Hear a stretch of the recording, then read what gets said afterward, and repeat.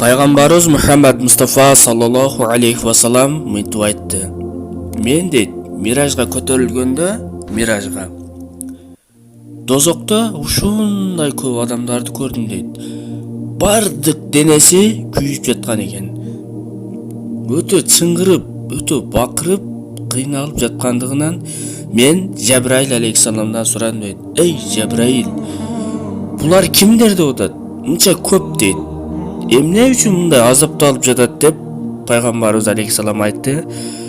Жабраил алейхиссалам мынтип айтты. Булар дейт, бул дүйнөдө, жалган дүйнөдө гусулу жок жүргөн адамдар деп атат туугандар.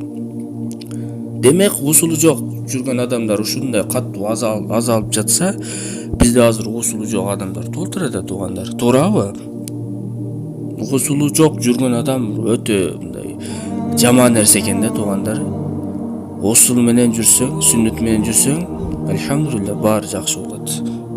Ошого туугандар, мен айтат элем, гусулу жок жүрбөңүздөр деп айтат элем. Гусулу жок намаз окуй албайсың, Куран окуй албайсың, мешитке кире албайсың. Кыскасы ушундай нерселер да. Ошого туугандар, гусулу жок жүрбөйлү.